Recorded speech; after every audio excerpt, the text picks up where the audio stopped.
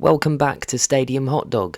This series, Archie's Football Grounds of London, will be based on the Scottish engineer Archibald Leitch and how pivotal his football grounds were to the development, histories as well as identities of the football clubs that he worked with during the early 20th century. One of the oldest football stands of Archibald Leitch's still in existence today is at Fulham's Craven Cottage. Fulham Football Club have played on the banks of the Thames at Craven Cottage since 1896.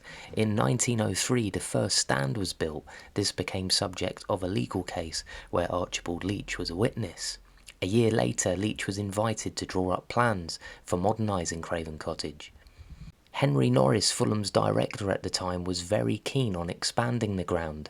More on Norris later, as the significance of his influence shaped the footballing landscape in London. Leitch was a man in demand. In 1904, a few miles up the road, Gus Mears had purchased the athletics ground at Stamford Bridge.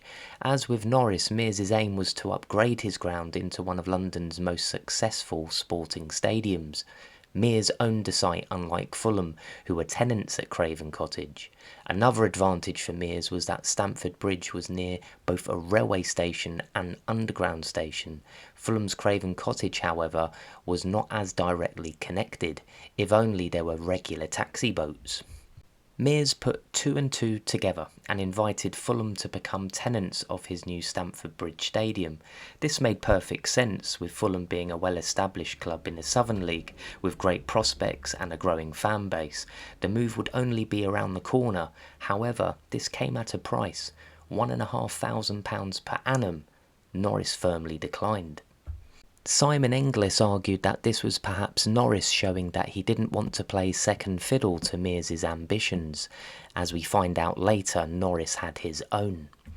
Norris's snub resulted in Mears to carry on with his plans and establish his very own football club to play at Stamford Bridge. Chelsea Football Club was born. Norris's decision, however, didn't spoil Leitch's plans to assist Mears with developing Stamford Bridge. By 1904, work had begun. In January 1905, Leitch attended the court case regarding Fulham's new stand. Within days, Fulham were granted a 99-year lease for Craven Cottage, and this paved the way for the redevelopment. By September 1905, Leitch was working for two London stadium developments simultaneously, only a few miles apart. The construction works at Craven Cottage began in May 1905. By the end of August, up to 150 men were working day and night up to the opening match. The handy thing for Leitch's project at Craven Cottage was that as the ground had been in use for 9 years, most of the banking, which was raised from the excavations of Shepherd's Bush Underground Station, had already been established.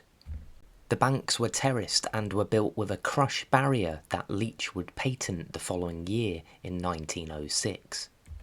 The priority was the pavilion and a 5,000-seater stand, similar to the one developed and approved for at Stamford Bridge, and the stand's ornate brick facade. The Craven Cottage development cost £15,000 and opened in front of a crowd of 20,000. Days later, Chelsea's inaugural game at Stamford Bridge gathered a crowd of 6,000. You could imagine Norris would have been very satisfied, as well as thought his decision more than paid off. However, from 1906, Chelsea's attendances would rapidly increase and would be above Fulham's gate every season from then on. Norris became very aware of this, and there was a sense that his gamble hadn't paid off, rejecting Stamford Bridge when the offer was encouragingly made by Mears. By 1910, in one swoop, Norris attempted to bring First Division football to Craven Cottage after he bought Woolwich Arsenal and attempted to merge the club with Fulham. He failed and instead sought to relocate Woolwich Arsenal away from South London to north of the river in Highbury. Who did Norris want to research and build his new stadium? Yes, Archibald Leitch was that man. There's another video on Highbury here. The football map of London, as Inglis put it, was carved out by one man's ruthless ambition.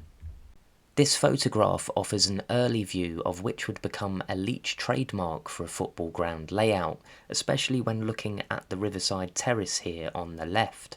Leitch's ambition was to increase Craven Cottage's capacity to 60,000. However, over the years, the highest gate was 49,335 when Fulham hosted Millwall in October 1938. The listed Craven Cottage is the only listed detached pavilion at a senior football ground in Britain. This building housed offices, dressing rooms, a billiard room, as well as a one-bedroom caretaker's flat. There were good reasons for a pavilion. Firstly, there was insufficient space between Stevenage Road and the touchline, 90 feet at the narrowest point. This provided a main stand deep enough to cater for a full range of facilities, as well as the low-rise streetscape surrounding the ground. Also, the site's historical background, with the 18th century Craven Cottage, which was a royal hunting lodge. This was destroyed by a fire in 1888, which made the site available for Fulham to move into. At time of publishing this video, the new riverside development has already become a landmark along the Thames footpath.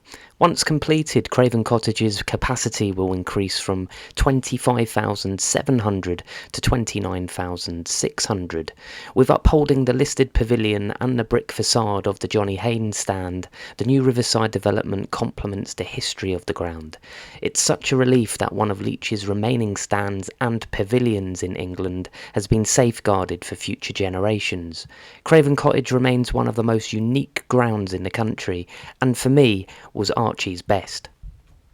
Thank you for tuning in to Stadium Hot Dog. Please like, subscribe and spread the word. Also, please share your thoughts and memories and let me know what you think. Catch you next time.